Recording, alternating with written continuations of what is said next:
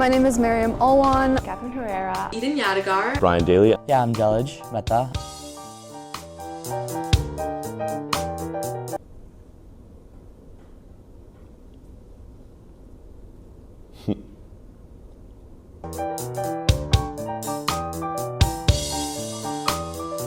I think recently my love for theater just comes from the idea that you can create something that can invoke emotions out of an audience. And so that, I think, is not really easy to do if it's something that you don't put a lot of passion or drive into, but a lot of people here do. I was motivated to accelerate my coursework to finish C's in 2.5 years, mostly due to financial reasons. The price tag for Columbia is not cheap, and so I wanted to save money for both myself and my family, and since college is an investment, I wanted to make sure that I was getting the best return. So I had absolutely no experience with civil disobedience.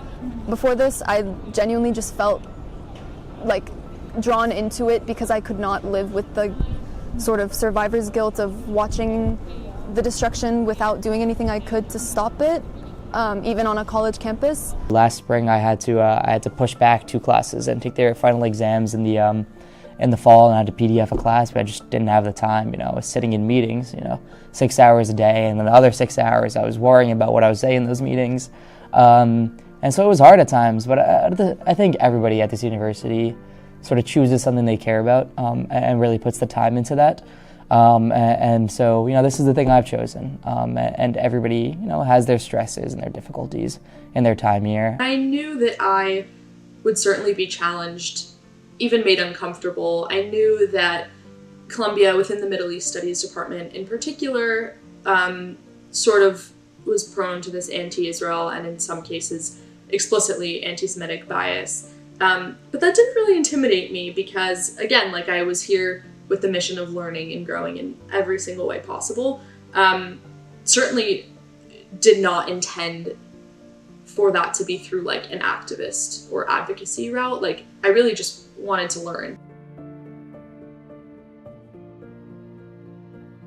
If you told me when I first entered Columbia, when people barely knew the word Palestine, that by the end there would be 3,000 arrests across the country because of people fighting for Palestinians, I wouldn't have believed you. But it did happen, and it's important to still hold on to that despite everything that's happened since then. The most important thing we've done is circulate information, right? It's super easy at this university. Things are very siloed for nobody to know what's going on and for things to just happen. And I think that's the most important role the student senators have had, sitting in the room, conveying the point, and getting back to the students about what the hell is going on. My advocacy and organizing through SSI in those months after October 7th, as much as it was for the community, was also for myself, because I felt so helpless. And on the other hand, I also felt so betrayed and let down, and so I just sort of threw myself into the advocacy, and it felt like it was the one way I was able to make or try to make a positive impact and tell these stories.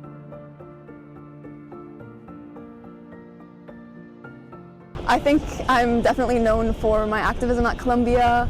I was part of SJP when the protests were first beginning against our investments in genocide. And then I was one of the public-facing people during the encampments. I got appointed to the Rules University Conduct Committee. I joined ESC, and then all of a sudden our committee became super relevant. So that sort of brought a new change into what my Columbia life looked like. I never really expected to be so heavily involved with policymaking and just interacting with administrators and sort of always having to fight tooth and nail. Because I was in this sort of organizing role in what was very much a grassroots student-led group, that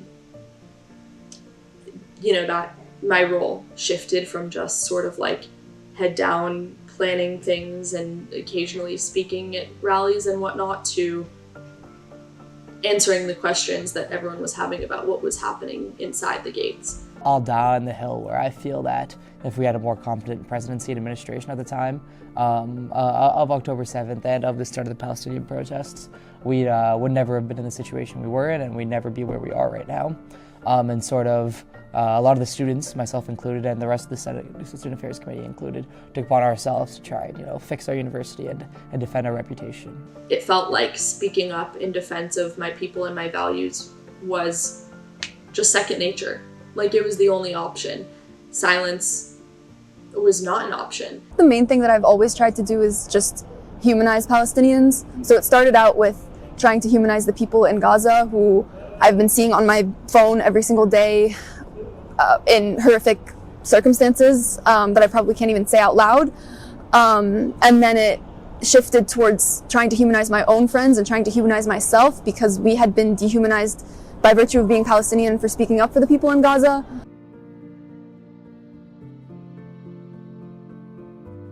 I think that I've had much more exposure just socializing with many more people, and I think the environment at Columbia is super conducive to that, right? There's so many people that I think are leagues beyond me in terms of intelligence and worldviews that I have so much to learn from, and so just being able to talk with everyone at Columbia has been such an eye-opener for me. I think when you first enter the theater sphere, it can be a little difficult because you're a freshman, you're like, oh my God, there's like classes, and there's also like a whole script I have to learn and things like that. And so it can be, I think, a lot, but once I knew how to manage, once I knew how I could deal with my schedule and how I can manage my time as a student, it all became a lot easier to become involved in different things. One other thing that this university has taught me is really given me a diverse skill set. I can write a complex paper, I can do chemistry, physics, and math, and I can program, right? And part of the reason for that is this university and the core.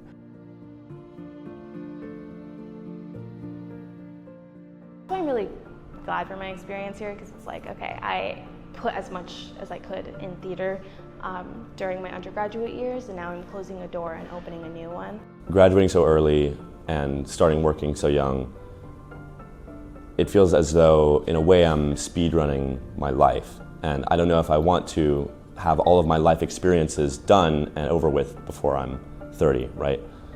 So I think through doing things like traveling and just taking more time for self-care has helped me slow down after graduating, and I want to make sure that I'm experiencing life to the fullest while still making good decisions about my career and my finances and such. Every time I feel like I want to just give up or leave the university, I remember how much I love the community, not just the academics, but also the people and the professors that I've met. But I also really, really, really do not like the way that the institution has been treating its students.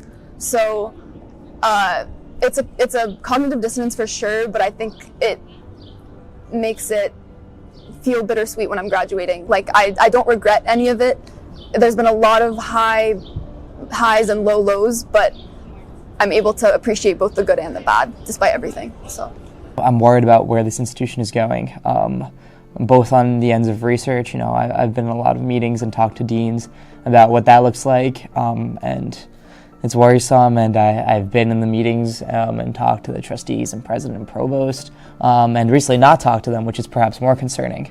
I hope to see Columbia become once again the beacon of higher education and free expression and academic inquiry and acceptance and tolerance that I know that it can be. I was talking to my friend the other day. A lot of the top tier universities, Ivies, will either be one of two veins. They'll either look for a lot of well-rounded students, or they'll look for the best students in certain things. And I think the former is a much better way to go.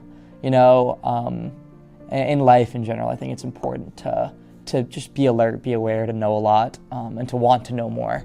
And I think everybody here does that.